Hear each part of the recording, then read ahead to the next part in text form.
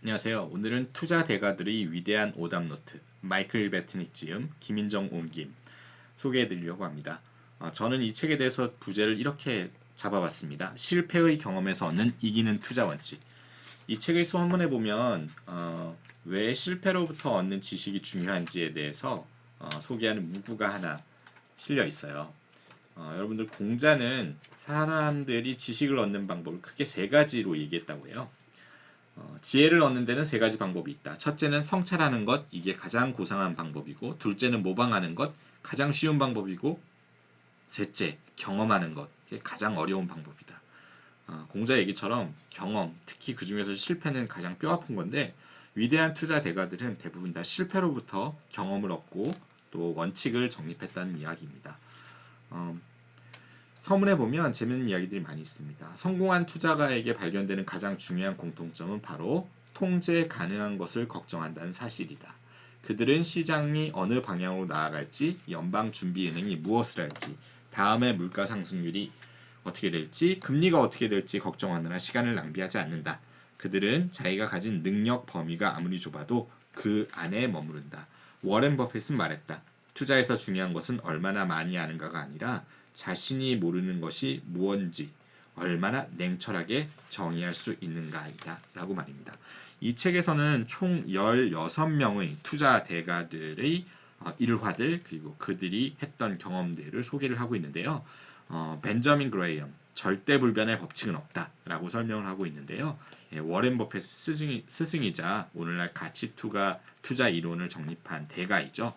그리고 마크 트웨인, 소설 허클베리 핀을 만든 작가죠. 큰 주식 투자 실패를 했다고 하는데 집착과 실패를 부는 투기적 유전자라는 부제로 마크 트웨인의 일화도 소개되고 있습니다. 누구나 잘 아는 그리고 워렌 버핏 확신은 어느 누구에게도 허락되지 않는다. 항상 겸손하게 시장을 공부하고 자기 원칙을 지킨 자세가 중요하다라는 그러한 철학을 담고 있고요. 세콰이어 공들인 결론은 바꾸기 어렵다. 오랫동안 연구하고 논리를 세워서 쫓았던 투자 대상에 대한 투자 논거를 한순간에 바꾸기 어려운 인간의 확증 평양에 대해서 이야기를 하고 있습니다. 그리고 우리가 너무나 잘 아는 존 메이너드 케인스 거시경제를 예측하는 것은 부질없는 짓이다. 거시경제가 갖는 불확실성에 대한 통찰력을 제시했고 또한 투자가로서도 많은 좋은 이야기들을 남겼죠. 찰리 멍거 손실을 의연하게 받아들여야 한다. 찰리 멍거는 워렌 버핏과 짝을 이루어서 지금까지도 함께 투자 활동을 하고 있는 투자 대가입니다. 그리고 마이클 베트닉 그 저자 자신의 경험을 담은 우리 모두는 같은 경험을 하고 있다. 즉 대가이든 초보자이든 똑같은 시장을 직면하고 실수를 통해서 반복적으로 자신만의 원칙을 쌓아나가고 있는 중이다라는 메시지를 전달을 하고 있습니다. 네, 몇 가지 정말 귀담아 들을 만한 훌륭한 내용들을 좀 소개해 드리려고 해요. 벤자민 그레엄은 이렇게 얘기를 했다고 해요. 동전을 던지든 전문가의 공통되는 의견을 따르든 선택은 투자자의 몫이고 결과는 어느 쪽이든 다르지 않다고 솔직하게 말해야겠군요. 전문가를 더 신뢰할 까닭이 없다고 보는 근거가 무엇이냐고 물으셨죠? 아주 흥미롭고 좋은 질문입니다. 저는 이렇게 설명하겠습니다. 월가의 사람들 모두 너무 똑똑해서 뛰어난 머리를 상쇄하기 때문입니다. 또한 그들이 아는 것은 이미 주가의 상당 부분 반영되어 있고 앞으로 일어날 일은 그들도 알지 못하기 때문입니다. 벤자민 그레이엄은 특히 가치와 가격의 차이에 대해서 굉장히 힘주어 이야기를 했죠. 이렇게 얘기했어요.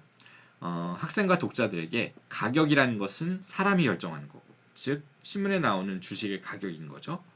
사람들이 부르는 가격, 가치는 해당 기업의 사업이 결정한다.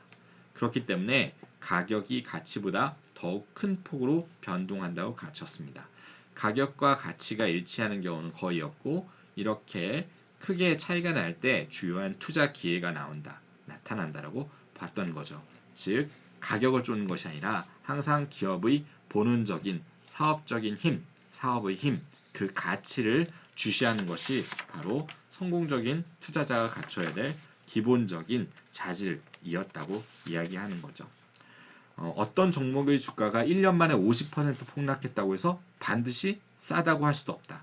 왜냐하면 이것은 기업의 본원적인 가치를 들여다봐야 하는 것이죠. 우리는 지금 가격만 보고 있는 거죠. 가격 하락이 가치 향상을 의미하지 않는다는 것도 배웠다. 즉 벤자민 그레엄은 가격과 가치를 명확하게 구분하고 항상 근원적인 가치가 무엇일까, 기업의 근본적인 힘이 얼마나 될까라는 부분을 초점을 맞춰야 된다고 이야기를 했던 거죠. 네, 그리고 그 외에도 훌륭한 이야기를 좀 살펴보겠습니다. 제시 리버모어라는 투자자는 순전한 자기 실책을 범하지 않는 데 집중한다면 시장에서 통용되는 매력적인 관용구에 의지하지 않아도 된다. 순전한 자기 실책이라는 것은 뭐냐면 자기 원칙을 지키지 않아서 나오는 실책이죠. 예, 대단한 진리처럼 들리는 시장의 관용구는 근거 없는 안도감을 줄 뿐이다.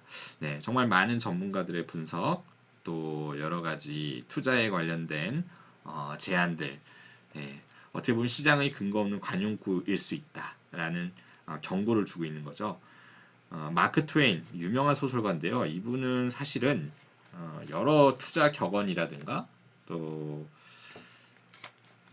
어떤 뼈아픈 사례들을 글로 잘 표현해서 오히려 투자 성과보다는 주식 투자의 위험성에 관련해서 많이 설파하셨던 분이에요.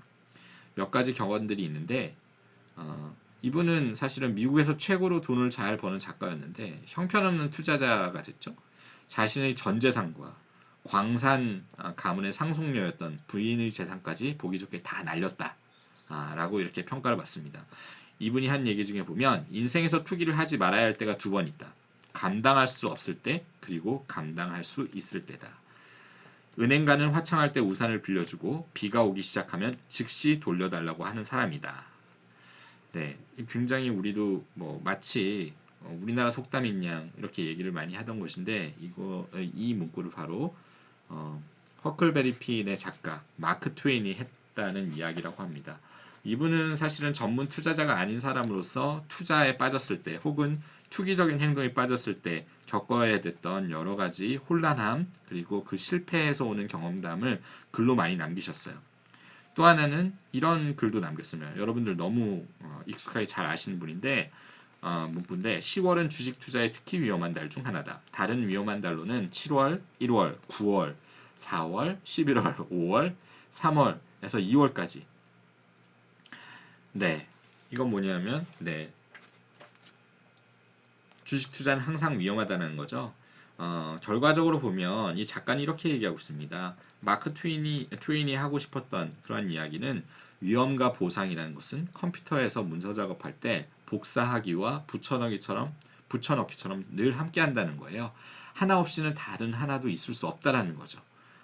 투기를 할 때 가장 중요한 것은 감당할 수 있는 수준으로 손실을 관리하는 것이랍니다. 예, 재앙에 가까운 대형 손실을 피하는 가장 좋은 방법은 투자를 실행하기 전에 감수할 수 있는 손실의 규모를 정해두는 것이라고 얘기하네요. 네, 그 다음에는 존 메리웨더라는 투자자가 한 이야기인데요. 자만과 뛰어난 두뇌가 만나면 아무것도 남지 않는다. 네, 정말 배운 것이 많고 또한 자신감이 넘친 투자자들이 정말 많은데 그 많은 배운 사람들이 모두 다 돈을 번 것은 아니고 또 크게 실패한 경우도 많았죠. 여러분들 1990년대 LTCM (Long-Term Capital Management라고 하는 미국의 투자은행이 큰 부실을 겪었던 사례를 아마 들어보셨을지 모르겠네요. 이 회사는 특히 그 노벨 경제학상을 수상한 그 아주 훌륭한 학자들이 위험이라는 것은 예측 가능하고 관리 가능하다. 통계적으로 그리고 컴퓨터를 활용하고 여러 가지 분석을 한다면 위험이라는 것은 예측 관리 가능하다. 우리가 만든 모델로 위험이라는 걸 예측할 수 있다라고 선언을 했죠. 그리고 일정 부분 성과도 봤었는데 굉장히 자신감이 붙었고 많은 사람들이 또 돈을 맡겼습니다. 하지만 러시아가 갑자기 원유 가격이 폭락을 하면서 문제가 생겼고 본인들도 제어하지 못할 위험에 빠져들어서 굉장히 큰 부실을 낳았었습니다. LTCM 사건에서 그들은 자신이 시장을 이해하지 못할 수도 있고 자신의 방식이 틀릴 수도 있다는 것을 전혀 인정하지 않았다라고 지금 현재 전문가들은 이야기를 하죠. 결국에는 자만과 뛰어난 머리가 만나면 위험한 요리법이 탄생할 수 있다라는 겁니다. 항상 시장이라는 것을 겸손하게 바라봤던 워렌 버핏이 아마도 이러한 평가를 하지 않았을까 그렇게 생각합니다. 잭 보글은 우리가 잘 아는 지수, 상장 지수를 만들었던 사람이죠. 우리가 이야기하는 ETF 모두 이 잭 보글의 아이디어에서 출발을 한 겁니다. 잭 보글은 이렇게 이야기합니다. 자신에게 맞는 방법을 찾아야 한다라고요. 네, 좀 더 살펴볼게요. 네. 여러분 니프티 50라는 말 많이 들어보셨죠? 네, 1969년까지 1960년대 굉장히 훌륭한 그 주식들이 많았습니다. 고공행진을 했던 이때가 바로 미국은 이 자본주의의 상징이 되면서 또한 대량 생산, 대량 소비 문화가 빠르게 확산되고 또 경제가 호황을 누리면서 우리가 지금 많이 아는 IBM, 코카콜라 이런 코닥 이런 주식들이 엄청나게 고공행진을 했어요. 마치 그 상승장이 영원하리라고 믿는 것만큼. 그러니까 가격을 묻지도 않고 IBM이야? 그럼 주식 사. 디즈니? 가격 얼마나 올랐어? 많이 오른 거 아니야? 이런 걸 묻지도 않고 무조건 샀다는 거예요.